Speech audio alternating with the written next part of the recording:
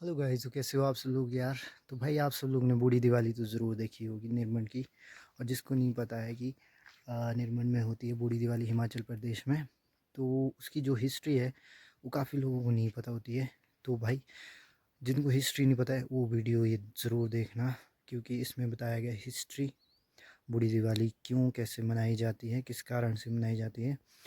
और जो दीपक शर्मा जी है वो बताएंगे आपको उसका पूरा इतिहास। तो भाई लाइक अभी से ठोक देना। बूढ़ी दिवाली में हिमाचल प्रदेश के साथ उत्तर भारत क्षेत्र में बूढ़ी दिवाली का अपना एक विशेष महत्व है। हर दर्शक, हर लोग जानना चाहते हैं कि आखिर बूढ़ी दिवाली का इतिहास क्या है और इसका वर्तमान क्या है और भविष्य इसका क्या होगा। तो आज हम इन्हीं बातों पर चर्चा करेंगे और हमारे साथ निर्मंड क्षेत्र के लोकप्रिय कवि, लेखक, साहित्यकार और इतिहासकार हमारे साथ है, तो इनके साथ ही हम चर्चा करेंगे और पूरी जानकारी इनसे लेंगे। तो सर, पहले तो आपका हमारे चैनल पर हार्दिक स्वागत है। हमारे दर्शकों को थोड़ा सा अपना परिचय आप दें। मैं दीपक शर्मा लिखता हूँ, कविताएं बनाता हूँ, लेख लिखता हूँ, लोक साहित्य पर काम करता हूँ। बस इतना ही परिचय है। नहीं, बिल्कुल, क्योंकि आज हम पर्यांगन में, परशुराम जी के पर्यांगन में है। निर्मंड को परशुराम जी की नगरी और माँ अंबिका की नगरी कहा जाता है। थोड़ा सा इसके बारे में बताएं कि कैसे निर्मंड नाम पड़ा और क्या इसके पीछे का क्या पूरा लॉजिक था। देखो, निर्मंड जो पार्टिकुलर निर्मंड जगह है परशुराम कोठी के भीतर, वो पार्टिकुलर जगह को निर्मंड कहते हैं। वहां पर उस वक्त वीरान था, कोई गांव नहीं था। तो यहाँ पूरे भारतवर्ष के जो वो पुरोहित थे, ऋषि लोग थे, ऋषि मुनि तो यहाँ थे। उन्होंने यहाँ एक हवन का आयोजन किया, जहाँ वर्तमान में परशुराम कोठी है। प्रॉपर जो जगह निर्मल जगह, पार्टिकुलर प्लेस। तो वहीं पूरे भारत के जो बड़े बड़े प्रकांड जो ज्योतिषी हैं, प्रकांड जो पुरोहित हैं, संस्कृत के विद्वान हैं, उन्होंने यहाँ एक हवन का कार्यक्रम किया। तो जो हवन का कार्यक्रम हुआ तो उसमें उन्होंने माता देवी का, शक्ति के उपासक हैं हमारे उत्तरी क्षेत्र में। उन्हें शक्ति को प्रकट करने के लिए वहां बड़ा एक आहुतियां दी, क्योंकि इस क्षेत्र में कुछ आतंकवाद भी चल पड़ा था। आसुरी वृत्तियां भी इस तरह के ऋषि मुनियों के क्षेत्रों में ही आती थी। तो उससे निजात पाने के लिए, मुक्ति के लिए जो ये यज्ञ किया था। तो जब वो यज्ञ संपूर्ण हुआ तो उसमें यज्ञशाला से एक विकराल 5-7-8 भुजाओं वाली, बड़ी बड़ी लाल आंखों वाली, भयानक माता प्रकट हुई। और उसके माता के गले में जो है वो नरमुंड की मालाएं, जो खोपड़ियां, वो तरह से वो उनके हाथ में खप्पर, तलवार, बड़ा विकराल भयानक रूप प्रकट हुआ अग्निशाला से। तो उसके बाद वो ऋषि मुनि, जो लोग थे, पुरोहित लोग थे, वो कहने लगे, हे माता, ये रूप हमें भय लग रहा है। माता, हमें अपना सौम्य रूप दिखाइए। जो वो रूप था भद्रकाली का, महाभद्रकाली। माता, ये रूप से थोड़ा हमें भय लग रहा है, हमें एक सौम्य रूप दिखाइए। उसके बाद उन्होंने अपना सौम्य रूप में उनका परिवर्तन हुआ। 2 भुजाएं सौम्य, बिल्कुल जो जिसे हम अंबिका माता कहते हैं, जो सौम्य द्विभुजा, नीचे जो अंबिका माता का जो मंदिर है, फिर वो सौम्य रूप जब दिखाया, उसके बाद जो है जो जगह है उसका जो है नाम पड़ा नृमुंड। जो स्थानीय जो घटना है, यहाँ की निर्मंड की स्थानीय घटना के मुताबिक। तो उसके बाद जो है वो माता अंबिका की जो है यहाँ पर उन्हें स्थापित किया गया। भगवान परशुराम जी भी उस यज्ञ में थे। परशुराम जी ने भी माता अंबिका को जो है अपनी माँ कहा। और जो भद्रकाली रूप है वो आज भी है। वो रूप जो है भाद्रपद शुक्ल पंचमी से सप्तमी तक यहाँ एक मेला होता है, कावा छठ। उस कावा छठ में जो माता अंबिका है वो भद्रकाली रूप में रथ में आरूढ़ होकर के वर्ष में केवल एक बार मेले में उपस्थित होती है। उसके बाद माता का रथ कहीं नहीं जाता है, उसका कलश जाता है। तो इस प्रकार से जो है ये निर्मंड के पीछे जो माता अंबिका का जो स्थान है, ये बोलते हैं निर्मंड क्षेत्र माँ अंबिका स्थाने, जो पुरोहित लोग हमारे सुन रहे हैं, तो उसमें इसमें नगरी का स्थान नाम आता है। इसको शक्तिपीठ भी कहा जाता है। निर्मंड का पुराना नाम है श्री पटल।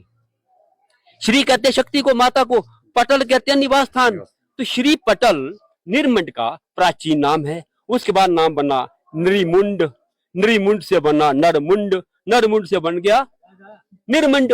तो ये इसका एक संक्षिप्त है इसका परिचय है। और बिल्कुल इस बिल्कुल विषय में सर। इस विषय में हमारे गुरुजी स्वर्गीय परम श्रद्धेय श्री लोकनाथ मिश्रा जी, उन्होंने भी संदर्भ में मैंने वहां से भी ये चीज कोट की है। उन्होंने भी अपनी पुस्तक सतलुज घाटी की जो सांस्कृतिक पृष्ठभूमि किताब लिखी है, उसमें भी उन्होंने पृष्ठ का नाम याद नहीं है मुझे, उन्होंने ये चीज को कोट किया। मैंने वहां से भी चीज कोट किया जो मैंने लिखा है आगे।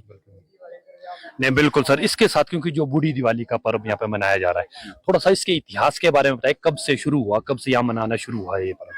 देखिए, ये बूढ़ी दिवाली, कल भी मेरी कहीं किसी मित्रों से बात हो रही थी भी निर्मंड की दिवाली को ही बूढ़ी दिवाली क्यों कहा जाता है, बाकी तो बूढ़ी दिवाली कहीं कहा नहीं जाता है।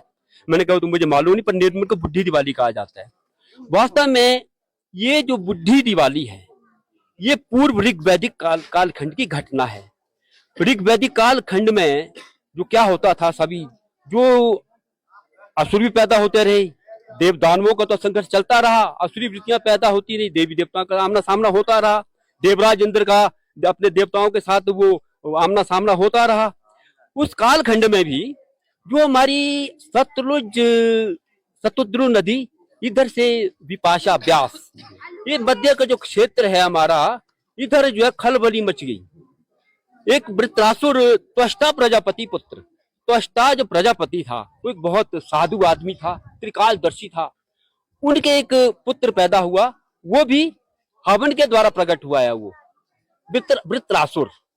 उनको भी देखा जाए तो देवराज इंद्र की ही वजह से उनको प्रकट करना पड़ा, क्योंकि देवराज इंद्र ने इस तरह से नाको चने चबा दिए थे इनके कि त्वष्टा प्रजापति के जो है उनको हवन यज्ञ से जो है वृत्रासुर, और जो वृत्रासुर था वो एक त्रिकालदर्शी और इतना शक्तिशाली, उसको मारना किसी देवता के वश में नहीं था, देवराज इंद्र के वश में भी नहीं था।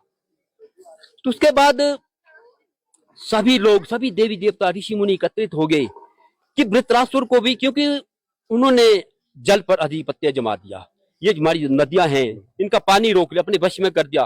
पूरी जो हमारी नदियां पानी है इन दो व्यास और सतलुज के मध्य में, और उधर टॉस नदी, उधर का जो आप जानसर भाबर क्षेत्र, वहां तक इसका प्रभाव हुआ, वहां तक इसका पानी को उन्होंने नियंत्रण शुरू कर दिया, अपना विस्तार कर दिया। उसके बाद इन्होंने सोचा, वृत्रासुर ने, असुरों ने, कि अग्नि पर भी अपना कब्जा किया जाए। अगर अग्नि और जल कब्जे में आ गए तो फिर हम तो बस बन गए, हमारा कोई फिर कुछ भी नहीं कर सकता। उसके लिए फिर इन्होंने एक योजना बनाई, मिलजुल करके योजना बनाई कि भाई इसको ऐसे मारना आसान नहीं है, इसे जो है कुछ छल से मारना पड़ेगा, छल और बल दोनों का प्रयोग करना पड़ेगा, केवल बल से मरने वाला वृत्रासुर नहीं है। तो उन्होंने क्या कर दिया, योजना बनाई। क्या हुआ, ब्राह्मणों के कंधे पर बंदूक चलाई देवराज इंद्र ने, और जो क्षत्रिय हैं, देवराज इंद्र की सेना मरुत, अभी देखा ना बुद्धि दिवाली जो कंडीगढ़ क्षेत्र के जो मरुत आते हैं गढ़िए, वो देवराज इंद्र की सेना है। तो सब ने मिलजुल करके जो है, और हम लोगों ने क्या कर दिया, मैं कबीरी परिवार से, हमने वो गाने शुरू कर दिए, वो जोशीले गाना, जोशीला बाजा, हमारे भजंत्री ने मारू बाजा बजाना शुरू कर दिया, जहाँ के निर्मल के भजंत्रियों ने, और हमने जो गाना शुरू कर दिया बिल्कुल वीर रस युक्त, हमने कंठी हर युग की गाथाएं गानी, वीर रस वाली गानी शुरू कर दिया हम लोगों ने।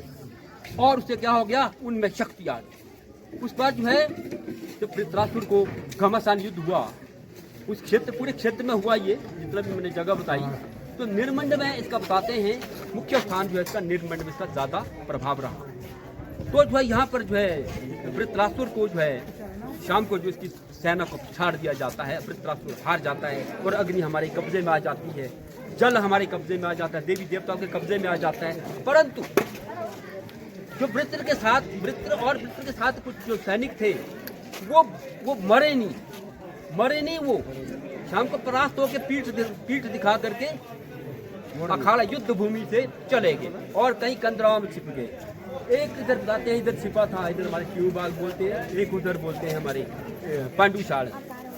तो अब देखो दो बांड निकलते हैं हमारे, एक होता बांड, एक होती है बांडन। बांड जो है वो हम उसको असुर रूप, किसी प्रकार का असुर बोलिए, वृत्रासुर बोलिए, जो भी उसको उसका रूप माना जाता है। उसके बाद में देखा कि भाई इसकी जो बांडन है, इसकी माँ है, इसका वध भी अनिवार्य है। दूसरे दिन जो बांडल का वध किया जाता है। इस प्रकार से जो क्षत्रिय है, देखा नहीं आपने, उनको नचाते हैं। देवराज वृत्रासुर को जो है देवराज इंद्र के जो हम जो लोग हैं, सभी जितने भी समाज के हम लोग हैं, देव समाज से जुड़े हुए भजंत्री हैं, और ये हमारे पूरा जो हमारा कुटुंब है, पूरे निर्मित गांव के जितना भी गांव के लोग हैं, हर वर्ग के लोग हैं, उन्होंने मिलजुल करके जो है बाद में देखा नहीं आप तलवार से बांड को काटा जाता है, वो जो है वध हो गया है। तो इसके पीछे संक्षिप्त जो इतिहास है ये इसके पीछे है। जी, बिल्कुल। और आज के परिवेश में इसकी तुलना करते हैं, क्योंकि जो आज जो नाट्य रूपांतरण होता है बूढ़ी दिवाली मनाई जाती है, तो उसका क्या महत्व है और कैसे कैसे वो, जैसे कि हमने एक रात पहले भी देखा कि रात को चीज़ें होती है, सुबह होती है, तो उसमें कौन कौन से लोग भाग लेते हैं, इसके बारे में थोड़ा सा बताओ कि वर्तमान में क्या स्थिति है। देखिए, निर्मंड की जो संस्कृति है ये शुरू से ऐसे चल रही है, ये न कभी विलुप्त होगी, ये ऐसी चलती रहेगी, और आगे उत्तरोत्तर इसमें संस्कृति में जो भी हम देख रहे हैं इसमें वृद्धि ही होगी। आपने देखा होगा छोटे छोटे बालक युवाओं में जो जोश है ये बढ़ता रहेगा। ये हम डंके की चोट पर कहते हैं कि निर्मंड की जो बूढ़ी दिवाली हमारी जो संस्कृति है ये बिल्कुल जीवित रहेगी। और इसमें जो पार्टिसिपेंट्स आपने बात की, इसमें पूरा गाँव इन्वॉल्व है।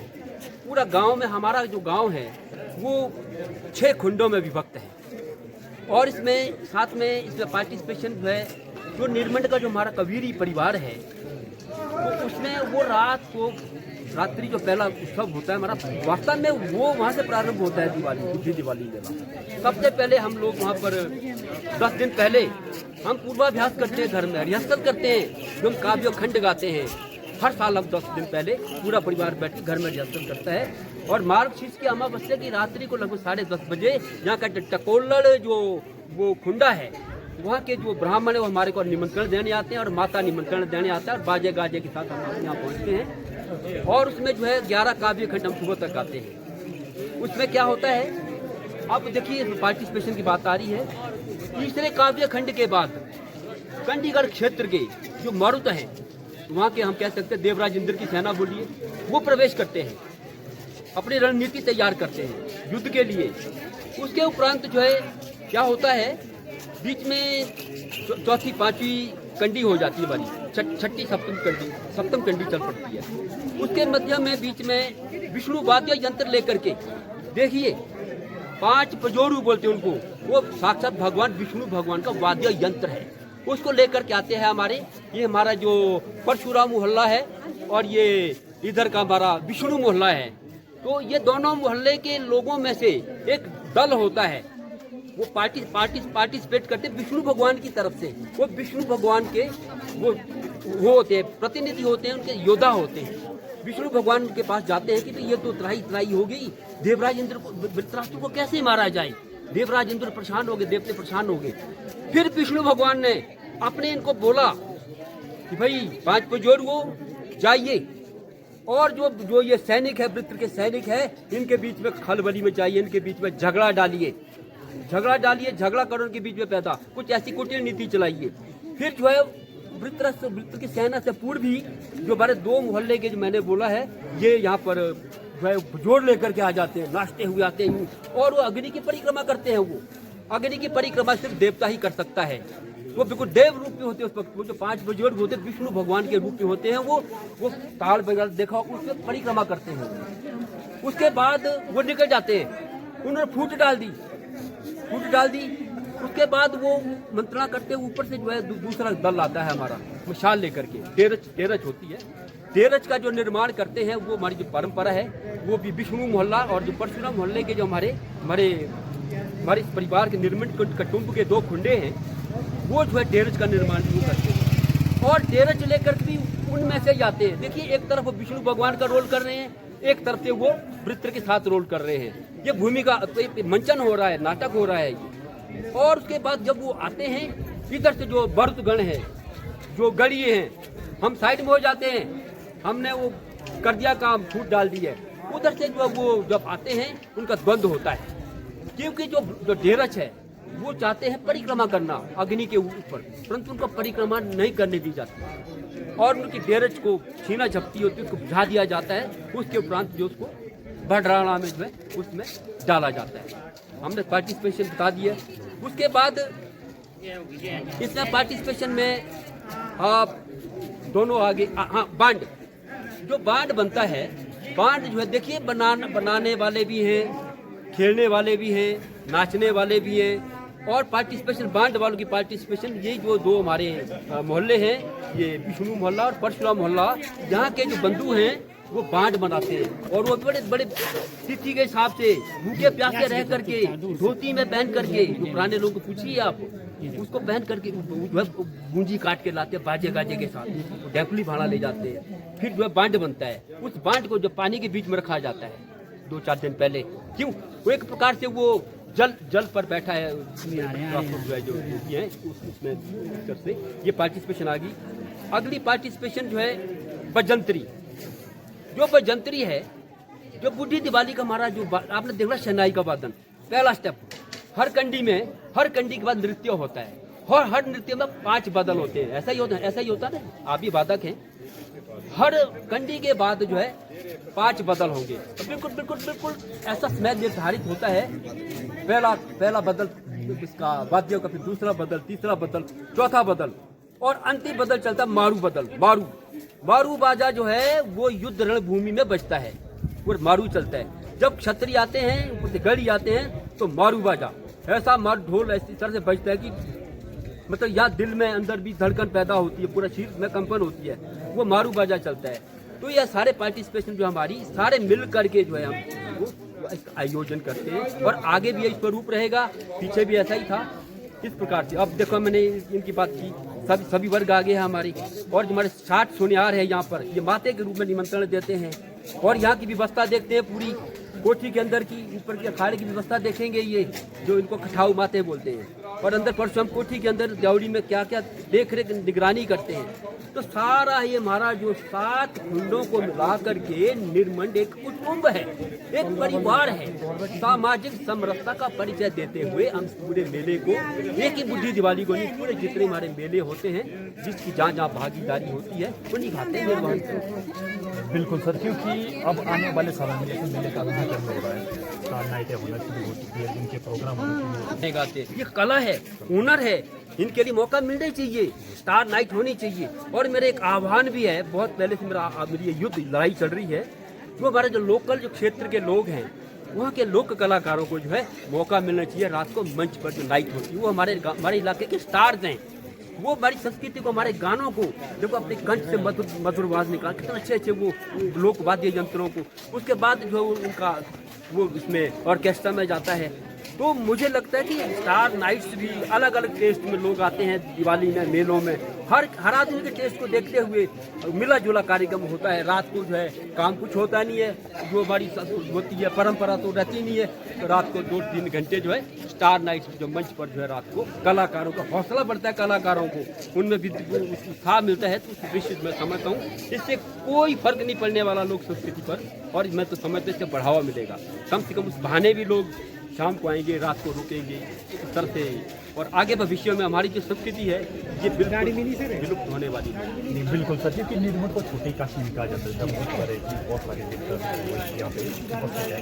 पहले तो बताया कि इस मेले में कौन से देवता यहाँ पे उपस्थित है, और इसके साथ ही निर्मल में बहुत सारे मंदिर है, थोड़ा संक्षिप्त में बता सकते हैं कितने मंदिर है और कहाँ कहाँ। देखिए इनमें मंदिर, हर मोहल्ले में मंदिर है, 7 खुंडे मैंने बताया ना, 7 खुंडों के अपने अपने मंदिर हैं, और हर मोहल्ले में मंदिर है। आप चलिए सरकोटी से लेकर वहाँ पर जो है बनादेव है, बनादेव जिसको अपने नाम विश्वेश्वर महादेव, बनादेव के बाद नीचे चलिए माता चंडी का मंदिर है, माता चंडी का मंदिर है।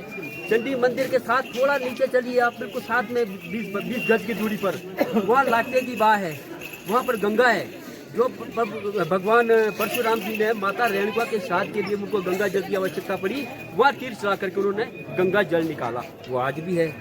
उसके बाद देखिए वहाँ थोड़ा आगे चलिए, इधर चलिए, इधर को यहाँ मालिया देवल बोलते हैं, यहाँ पर 5 पांडवों ने शिव जी की स्थापना की थी अज्ञातवास में। भीमसेन में सुना किंचक से भी उनका यहाँ पर सामना हुआ था, किंचक वध का भी यहाँ कहते हैं जनश्रुति है। उसका सीधा अखाड़ा आ गया, यहाँ दत्तात्रेय स्वामी है, इनका गोला ठुमरा है, इधर शिव जी की पिंडी है, इधर हनुमान जी भी आए थे यहाँ पर निर्मल में, प्रभु श्री राम जी भी आए थे। इधर जो ये पंचायत घर बना है, यहाँ पहले ऐसी चट्टान थी, और यहाँ पर अश्वत्थामा जी आए थे, उनके तिलक में उनका निकाला था ना, वो जब निकाला था उसमें जख्म हो जाता था, तेल को ढूंढने के लिए आते थे वो। यहाँ भी उनका अश्वत्थामा जी का स्थान रहा है। इसके बाद आप यहाँ थोड़ी आगे चलिए, इधर परशुराम कोठी है। परशुराम कोठी के साथ में परलीसर को गढैली देवता है, उसी के अंदर, उसके अंदर जो है ये विष्णु भगवान जी रहते हैं। इधर को देखिए साईं कुआर हुड़का रहता है, जो हमने देखा है। कुछ इधर जब नीचे चलिए, इधर को चलिए, इस ओर को जो है ठाकर द्वारा है, कृष्ण भगवान का मंदिर है, ठीक है जी। अब थोड़ा इधर चलिए, माता अंबिका का मंदिर है। माता अंबिका के पीछे चलिए, वहाँ दक्षिणेश्वर महादेव का मंदिर है, दक्षिणी महादेव। कुछ थोड़ा आगे चलिए, विष्णु महल्ले में चलिए, वहाँ भगवान बड़ोदेव ज्वाला है, बड़ोदेव विष्णु भगवान का मंदिर है। और इधर जाइए परशुराम मोहल्ले में, वहाँ पर बड़े देवते की ठहरी है, विष्णु भगवान को बड़ोदेव बोलते हैं। वहाँ पालनहार विष्णु भगवान की ठहरी है वहाँ पर। तो हर मोहल्ले में यहाँ हमारा अलग अलग जो है वो है। अच्छा, दूसरा देवते आमंत्रित होते हैं। लगभग अभी हम पिछले 4 वर्षों से इन्हीं देवताओं को आमंत्रित कर रहे हैं। अभी देवता स्वाणी नहीं आए। सबसे पहले स्थान पर हमारे अपने देवता बढारलू माटी से, मध्य में देवता साहब भूतेश्वर महादेव, ढोपू देवता, इधर ढोपू देवता की बहन सरमासणी सुनहर से है। तो ये जो है ये तीनों देवते सारे आए हैं। और जो हमारे ढोपू देवता ये यहाँ के वो हैं। और जो बंढारलू हैं ये तो खैर यहाँ के हम कह सकते हैं तो भंडार के मालिक है यहाँ के। इनके बगैर तो यहाँ पत्ता भी नहीं हिलता है। कोई भी यज्ञ चलता है, अनुष्ठान होता है, बड़े बड़े बुंडा माय यज्ञ होता है, बंढारलू की मर्जी का पत्ता नहीं यहाँ पर हिलता है। तो बंढारलू का विशेष स्थान जो है परसों कोठी भंडार के साथ होता है। फिर एक हर वर्ष इस बार सौभाग्य से बुलाया जाता है। क्योंकि अभी आपको जैसे कि कल हमने देखा कि विक्रमादित्य के द्वारा आपको सम्मानित किया गया। जी। और जो संस्कृति को आगे ले जाने के लिए जितनी भी तरह के आपके साहित्य के क्षेत्र में, कवि के क्षेत्र में, इसके बारे में भी थोड़ी सी जानकारी दें कि आपने कौन कौन सी जैसे जो चीज़ें लिखी हुई है या कोई गाई हुई है, और थोड़ा सा कि आने वाले समय में युवाओं को कैसे मोटिवेट करें कि इतिहास की तरफ वो ज़्यादा है। देखिए, लगभग 25 वर्षों से मैंने लिखने का प्रयास कर रहा हूँ। अभी तक मैंने स्वतंत्र रूप से जो है 6 पुस्तकें मैं लिख चुका हूँ।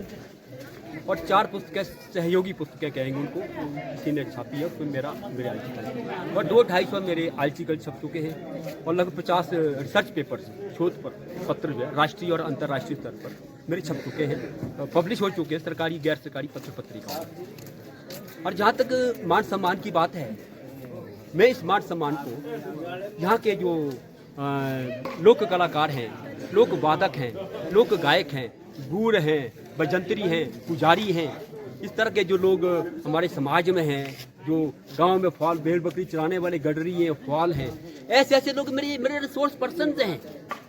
मेरी रिसोर्स पर्सन ये नहीं कि हम किसी बड़े वो चले जाए। मेरा इनसे ही ये सारी चीज़ें जो पुरानी चीज़ों को जिन्होंने संभाल के रखा है। और मैंने जो लिखना पढ़ना प्रारंभ किया अपनी दादी के सानिध्य में प्रारंभ किया। मैं जब छोटा सा था, बालक रूप में था, 5वीं 6वीं में पढ़ता था, तो मैं अपनी दादी के सानिध्य में रहा। तो दादी मुझे बोलती रहती थी, ये गाना गाओ, देवते का गाना, ये परशुराम का गाना, ये फलाना गाना, ये ब्याह का गाना, ये बडारन का गाना, ये मृत्यु संस्कार का गाना। तो फिर उस वक्त मेरे जहन में थोड़ा पिक्चर बन गई थी। जब थोड़ा मैंने होश संभाला तो लगभग पिछले 25 वर्षों से विधिवत रूप से तो ये सारा मान सम्मान जो मुझे मिला है, ये मुझे नहीं मिला। पूरे जो मैंने बोला इस पूरे क्षेत्र के जिससे मैंने इंटरव्यू लिया, जिनसे मैंने बात की, जिनसे मैंने प्राप्त किया, ये सम्मान उनको जाता है। ये बिल्कुल कि आप सनातन धर्म को आगे ले जाने के लगातार प्रयास कर रहे हैं। जी। और थोड़ा सा एक प्रश्न ये भी कि हमारे देश में सनातन धर्म का जो अभी हम देख पा रहे हैं कि बहुत सारे लोग उस पर कटाक्ष कर रहे हैं, कई चीज़ें हो रही है, तो आप क्या कहेंगे लोगों की सनातन धर्म को आगे ले जाने के लिए क्या किया जाए और क्या हो? देखो, इसका कोई अंत नहीं है। सनातन है, सनातन से पहले तो कुछ था ही नहीं। सनातन नहीं ऋग्वेद रचनाएं की, सनातन नहीं सारे वेद को किए, सनातन नहीं उसमें इसमें सृष्टि का वर्णन आता है। जब सृष्टि पैदा हुई तब कौन था? ब्रह्मा विष्णु महेश थे। उसके बाद वो आए, वो हमारे छारियाँ गाते हैं यहाँ पर, हमारे बंधु, हमारे ये जो 2 मोहल्ले, विष्णु मोहल्ला और परशुराम मोहल्ले के हमारे बंधु हैं, ये छारी गाते हैं, पूरी लीला, सृष्टि की लीला गाते हैं ये। तो अब आप देखिए बाकी लोग कहाँ से आ गए।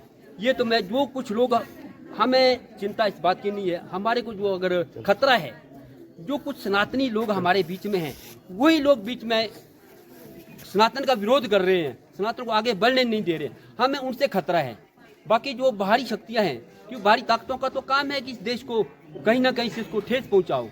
इतिहास इस बात का साक्षी रहा है। जब जब सनातन टूटा, जब जब हिंदू समाज टूटा, हमारा विघटन हुआ, हमारी एकता में कमी आई, तो बाहरी ताकतों ने जो है सबसे पहले क्या कर दिया, हमारे देव संस्कृति, हमारे देवी देवता के मंदिरों को तोड़ा गया, हमारे देव समाज को, हमारे जो वो क्या कहते थे, अब देखिए अब उन्होंने जो अपने मैक्स मुलर और ये लाड नहीं मकाले ये जो भी 2-3 लोग हुए हैं उस कालखंड में, उन्होंने सबसे पहले क्या किया, उन्होंने सबसे पहले कहा भाई ये इकट्ठे क्यों हैं, कन्याकुमारी से लेकर के पश्चिम बंगाल तक, ये तो किसी देवते का, सभी देवताओं का सम्मान करते हैं, भाई इनका जो एक सूत्र बंधने का तरीका है, इनके कोठी मंदिर इनको ध्वस्त कर दो, इनके दिमाग में पट्टी बांधो, इनके ऊपर जो है पॉलिश कर दो, सोने के ऊपर जो पीतल का पॉलिश कर दो, इनके दिमाग से ये चीजें निकाल दो, ये देवते निचाने वाले बेकार है, ये दाढ़ी मूछ को पूजने वाले, ये पूछ वाला बंदर को मारने वाले, सूंड बड़े आदमी को मारने पूजने वाले, ये गंवार है सारे, ये कुछ नहीं है। हमारे लोगों को ही उन्होंने, बाहर के लोगों ने, जो दूसरे देशों से लोग आए, उन्होंने, आक्रांताओं ने, हमारे जो बड़े बड़े विद्वान लोग, ऐसे ऐसे विद्वान लोग यहाँ बैठे हैं जिनके दम पर चल रहा है, उन विद्वानों के दिमाग में क्या कर दिया कि भाई ये कुछ भी नहीं है हमारा सनातन, ये सब बकवास है, ये मजाक है, ये गढ़ रही है, गाने गा रहे हैं जी, फॉल में फटे हुए कपड़े पहने जी, क्या है जी, वो कुछ नहीं है जी, बकवास है जी, ये अनपढ़ गंवार है ये। तो उसके बाद जब पता चला तो हमारे समाज को फिर हम संगठित हुए, और संगठित कैसे हुए, सनातन को हमने फिर जीवित किया, जो हमारे देश में नुकसान किया उन आक्रांताओं ने, हम उसको पूरा पुनरुद्धार किया, पुनर्जीवन दिया, और हमने पूरे जो हमारी जो सिस्टम था यहाँ का, जो गुरुकुल शिक्षा पद्धति थी, उसको हम पुनः आरंभ किया, और दोबारा हम सनातन को ना आज तक टूटा है, ना कोई तोड़ने वाली शक्ति पैदा हुई। मैं डंके की चोट पर कहता हूँ, अरे कोई सुन रहा है, सनातन विरोधी कोई सुन रहा है तो मेरी बात को गांठ बांध दो। बिल्कुल सर, क्योंकि आपने बड़ी बेबाकी से अपनी बात रखी और पूरा इतिहास हमें बताया, आपने समय दिया, आपका बहुत बहुत धन्यवाद।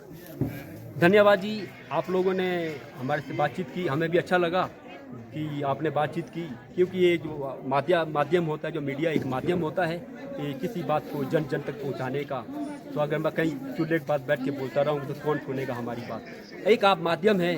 तो परसों चौथ में सुन रहा था, आपने अपने यहाँ के कारदार जी का भी इंटरव्यू लिया था, यहाँ के देवी अम्बिका माता के कारदार का, तो मुझे बड़ा अच्छा लगा, उन्होंने जो सटीक जानकारी दी, ऐसे कौन जानेगा निर्णय, जब पूछेंगे, बात करेंगे तो मतलब आप मल्टीप्लाई करते हैं, एक आदमी की बात आपने लगभग 10 लाख आदमी तक पहुँचा रहे। तो आपका मैं बहुत बहुत आभारी हूँ, बहुत बहुत धन्यवादी हूँ कि आपने समय निकाल करके हम जैसे लोगों से हमसे बात की है।